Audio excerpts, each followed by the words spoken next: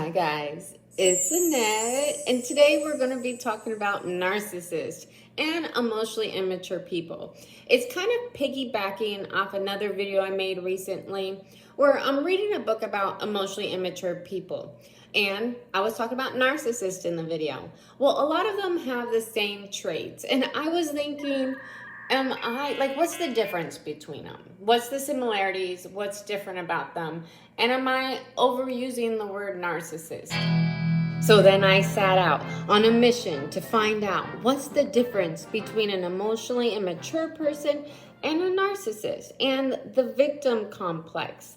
I started talking about narcissist on my channel because the overwhelming narcissist culture, the Coddle culture, and it's just very toxic, and I love talking about mental health, and I wanted to figure it out. First, I want to start off by stating I don't think there's any human being that's 100% emotionally mature. And we've all flipped someone off while we were driving. Emotions happen. When we get angry, when we get provoked, we called someone a name before. Like, that's normal. We all have to evolve.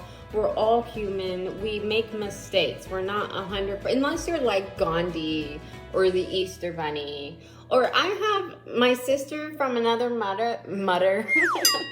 My sister from another mother I met here on YouTube. She's a warrior.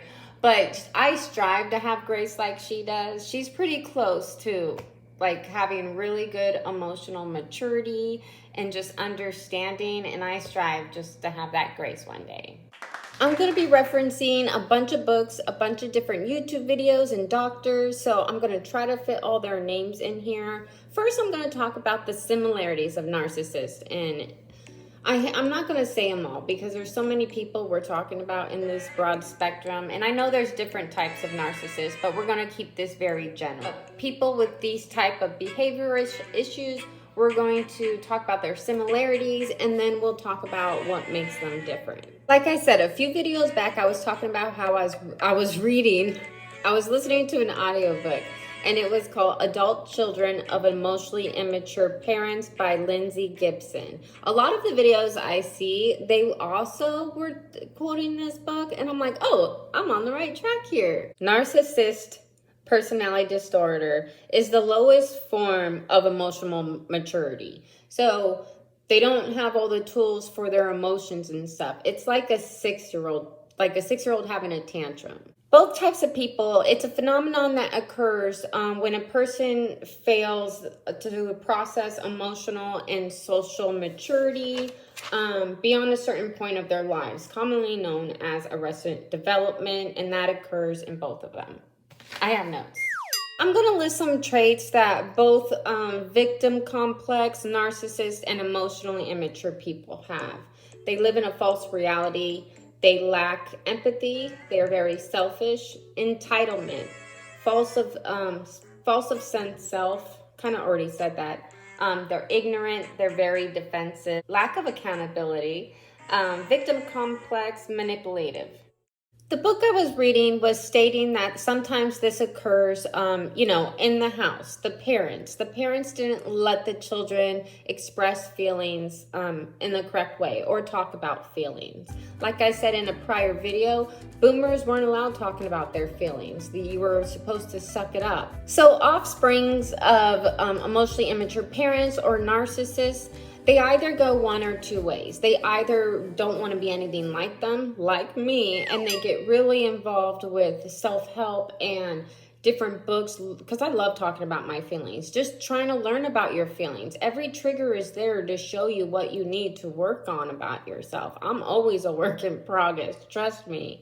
And if you are a result of, if your parents are narcissists or if they are emotionally immature, you do have to do a lot of work because those are the traits you were taught. They are ingrained in your brain. So you have to retrain yourself. Another thing that can happen, on the other hand, is the apple doesn't fall far from the tree. The child just so badly wants love and attention from the parent that will never give it to them because they're a narcissist and they only care about themselves, and they don't even care about themselves. They don't care about anyone, and not even you. It sucks to say. But they want attention, and they want acceptance, and they want love. So they adapt the same characteristics, almost like, hey, look at me. Look at me. I'm an asshole too. And these types of children, they don't know how to be a good friend because they lack that empathy. They're kind of loners. They don't ever get that secure friendship bond, and you need that in life. You need a bunch of friendships so you can learn how to like navigate social settings and how to navigate arguments and confrontation. There's a lot of stuff you learn with other people. Everyone knows I love Leo Skeppy, and Leo Skeppy made a narcissistic video the other day, and it was talking about handling narcissist people and people with the victim complex. Just me alone making these narcissistic videos. And okay, so my plan was I was going to start talking about mental health and narcissistic videos. So people that are narcissists will stop watching my videos, will stop commenting in my videos, because I only want people that want to improve themselves and, you know, have goals and stuff to watch my videos. So I have some, like, I got rid of most of the narcissists in my life, but there was a few narcissists, like personal people that were still watching my videos just out of spite. But once I started making the narcissistic videos, their attitude started changing. They started leaving smirky comments and stuff. So there's a good few ways to get rid of a narcissist. You can ghost them and silence them, and that's what I normally do. I never hang out with them. Like, you don't want to step on eggshells. It sucks being around those type of people. So a narcissist will always get rid of themselves. They'll show their way out. They'll be the ones that has the last, word, which is fine. You just want them out. It's better for your mental health, and it's better for them because they want someone that they can control. So the second way to get rid of a narcissist, and this is what a narcissist hates the most, is to be found out or called out. So I called out the narcissist on their behavior, and they're not gonna like, you didn't find me out. So they're gonna make any lie or excuse, and they're gonna deflect. Everything they feel about themselves, they're going to say to you. And then they're going to pick any reason to become the victim. They're going to use their age, their skin color, their size, their if they have any kind of disorder. They'll use anything because it's all about being the victim. They want to be the one that feels like they're being oppressed. They're the victim. If you ever want to get rid of an immature person or a narcissist, all you have to do is call them out. They'll blame you. They'll play victim. They'll hang up, block, and run for the hills. And you never have to worry about them again. And like I said, it's better for you to get rid of the narcissist. You're going to hurt, and you're going to just send them love from afar and, hope they, get some help and figure it out. But that's really all you can do. Narcissists love feeling like they have power and control, and they have to have command of everyone in their spaces. Like, you don't want a narcissist that close. You don't want to be part of their circle. Narcissists are very threatened by strong, confident people, especially if your opinion doesn't get swayed, like you don't run with the pack. You have your own opinion. A narcissist finds that so threatening because they don't see that in themselves. They know they're not that. They want to be in control of everybody. A lot of people want to know what's going to be the revenge or repercussions of pissing off a narcissist or calling them out on their behavior. They're going to do a smear campaign, but you can't be scared of a narcissist because they're basically cowards. So they'll do a smear campaign to people that will fall on deaf ears because they know that the person's a narcissist, or they'll speak to other narcissists and they'll kind of just all live in the same false reality. But it's okay, move on. They're cowards. This channel is all about, I'll coddle you. I'll coddle you all day as you're working on yourself. And I expect you to do the same for me. My friends push me and they tell me I can do it, and they coddle me when I'm working on a goal. But I'm not gonna coddle you if you're not working on yourself. I'm not gonna coddle you if you're playing victim. That's coddle culture. That's stepping on eggshells. We don't like it here. Confident people don't like it here. It's important to find those type of friends, even if you only find one or two. But those hype men that hype you and you hype them back because you all have goals and you guys all have interests. That's important. People with interests and hobbies. And you guys are always trying new things and evolving together. All right, back to Leo Skeppy. He was talking, and I wrote some stuff down that victim complex culture, it lets a person throw away their power and their responsibility because it serves them right now, because growing is just too hard and too difficult for them to stand. If you bring awareness to the narcissist or the person playing victim that they are in control and that perhaps maybe some of their actions put them in the situation they're in, then you're a threat. They will fight and defend their powerlessness. They'll fight to the death. They don't want to be aware that they caused the issue or the situation they're in. They don't want to see any of that. To them, it's a defense mechanism, and now you must be attacked. They can't come face to face knowing that they are in control. They can help themselves in the situation. That's why triggers are so important. They're there for our emotions to know what we need to work on. I think I even wrote that down here. That's what triggers are so important. That's why I love talking to others and seeing what the next step of our evolution is going to be. No one is perfect. We are all human, and I have my flaws. I'm not the most mature person either. I came from a very strict, controlling family, and that made me become the black sheep. I was always the rebel. I have a problem with authority. You can't control me. That's why I don't like narcissists. They don't like me, because you can't control me. But if I don't like authority and I have this, that's not like very emotionally mature. That's something I need to work on, because in different situations, you kind of have to be more mature than that. It's hard to change your life or your behaviors. It's easier just to throw up your hands and say, I give up. Everything falls on deaf ears when you're trying to help a narcissist. And Leo Skeppy says he always gets canceled for this. And a lot of the books I read and a lot of the videos I see bring up the same situation about weight, because it's the most common. I'm also going to try to bring up different scenarios, so we're not just always talking about weight, but narcissists and weight goes hand in hand. If you love your weight, enjoy it. Live your best life. And those aren't the people we're talking about. We're talking about the other people that, I wrote it down, let's see. The person on the other side that deep down really wants to lose weight, but makes every excuse why they can't lose weight. Like their thyroid, their gland, their bad knee.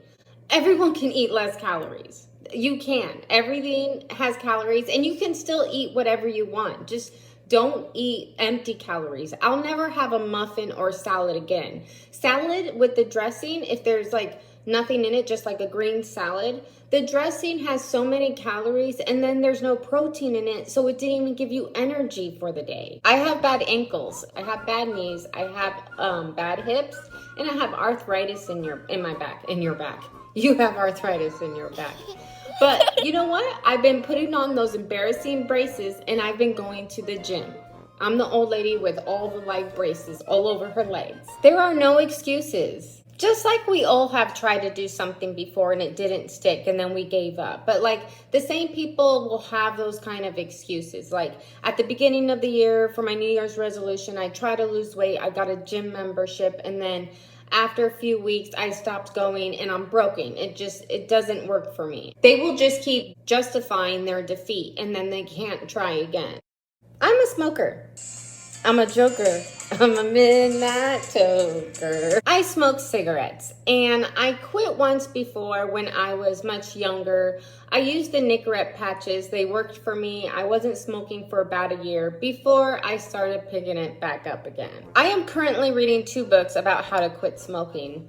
I'm doing a meditation hypnotist-like thing to quit smoking, and I'm watching this documentary really slowly about quitting smoking. I know all it comes down to is if I want to use a vice like the patches, since I know they worked last time, I know all I have to do is stop buying cigarettes and go buy the patches and do it. There are no more excuses. I read that if I quit smoking before the age of 45, I have a 90% of it not killing me. And that's like, there's no more excuses I could tell myself. But if I convince myself I'm a victim of cigarettes, then I don't even have to worry about the headache or anything of stopping. I release myself of the power and responsibility. But I mean, I can make up excuses. They relax me. I love smoking. When I'm stressed, I can make up stuff. But I'm not a victim, and they're not true. Let's say I never quit smoking, okay? And I release myself of all the responsibility and power. Unfortunately, the desire to quit never dies. It's still there. And this is how Leo uses weight as the same example. He says, just because you say, oh, I'm a victim, I can't lose weight because of my thyroid and my bad knee, the desire to be thinner will never die. Just like in my head, if I never quit smoking, the desire to want to quit is never going to die. It's going to constantly be eating at you for the rest of your life. It's crazy what you could put your mind to if you desire it. You can't reason with somebody who plays victim because you can't take them out of their false reality that they have fabricated in their head. They are fighting for their comfortable reality that no one can penetrate. The most common themes in all these books and videos and all these doctors talking of what I've learned is obviously you can't change them, but you also don't want these types of people in your life. You want to cut them out, regardless of what they are to you. But let's say you have to work with them. It sucks when you do have to work with some of these people. So if you have to speak to them, you have to speak to them on their level. You have to go to their reality. You know, when you work with someone, I hate playing fake. I hate being a fake person. But you know, when you work with a narcissist, you walk in the room and your voice changes an octave higher and you're like, how are you doing today? You good today? It sucks. You have to step on eggshells. You have to coddle them. And that's where coddle culture comes. So even listening to Leo Skeppy, he says the only way to talk to them is if you go to their false reality and baby them and live in their world that they're a victim. But that's not good for anybody to do. But, if you have to fake it with people at work, just, hope you're doing okay. You look great. Pretty girl. Pretty girl. An emotionally immature person might eventually come around. They might eventually work their emotions. It's serving them now to be in this false reality, but maybe it might not serve them later and they might come around. This is where we're going to start talking about the difference between a narcissist and an emotionally immature person. A narcissist will never change. You can't change a narcissist. They'll always be a narcissist. A narcissist is the lowest level of an emotionally immature person. They're obviously emotionally immature, but they're the lowest level of that. On the other hand, an emotionally immature person can change. They can learn through their emotions. The only problem is they have to want the change. So if you're in a relationship with someone that's emotionally immature, you can't change them. They're going to have to want the change for themselves. But that takes a lot of therapy, a lot of looking inward, a lot of meditation, and working through conflict. Learning how to argue and debate in conflict, because that's one of their main issues. All narcissists are emotionally immature, but not all emotionally immature people are narcissists. A narcissist is going to be grandiose. All those traits we explained, they're going to be at the fullest. A narcissist, they have unreal sense of superiority and entitlement. They're usually very materialistic people. They're usually very selfish. A narcissist knows they're being manipulative to people, but an emotionally immature person aren't aware. They aren't intentionally being manipulative, but they are. Both parties are very selfish and shallow, and it's all about I want, me, my, now. In a healthy relationship, you need love and care to go back and forth. It's not all about one person. Now, if you're in a relationship with one of these types of personalities, and you want to express how their behaviors make you feel, they'll either lash out at you or stonewall you. An emotionally immature person can change and learn how to accept blame and responsibility and take accountability. On the other hand, a narcissist would never. Unfortunately, people that are in relationships with people with these types of behaviors, they feel very alone and they suffer with emotional intimacy gap. Not mean physical, ooh, but just the emotional side of it. An emotionally immature person would eventually feel guilt and eventually apologize. A narcissist will not. A lot of the stuff I'm going to go over now, I found on my YouTube channel, Relearning Relationships. And emotionally immature people lie out of fear or judgment, but they will eventually come clean to their lie. A narcissist will lie to you big or small. They don't have empathy. They fear if you find out the truth of what they really are saying about you, like behind your back and stuff, that they will lose the ability to take advantage of you, and they will lose a good source of supply, whatever they're getting out of you. You're a pawn in their game. A narcissist will never tell you the truth and blame you. They don't care about anyone's feelings.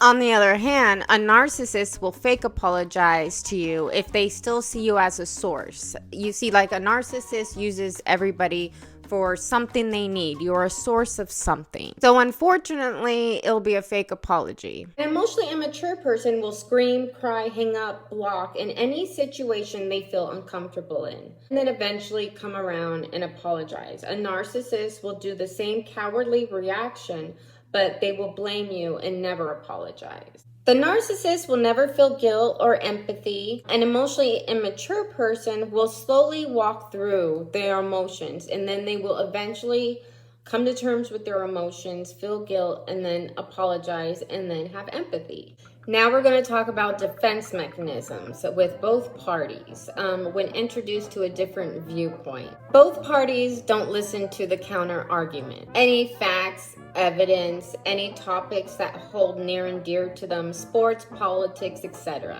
Since we're in such a political climate, that's why like narcissists and Coddle culture is like really bad.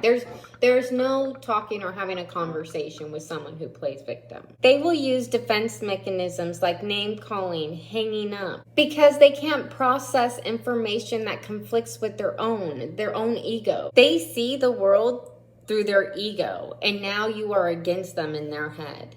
After having a political debate with an emotionally immature person, they will do their research on their own time and bring it up to you later. A narcissist, on the other hand, will attack you out of self-loathing, and they will die on that hill. Oh my God, my camera is so bad. I've been recording for so long now, guys. Okay, so at the beginning of the video, I said we have all lied before. We have all called someone a name before. We're all human. We have all been provoked. We have all been angry. We all have emotions. I hope this video helps you see what relationships in your life are toxic, or even what you need to work on with yourself.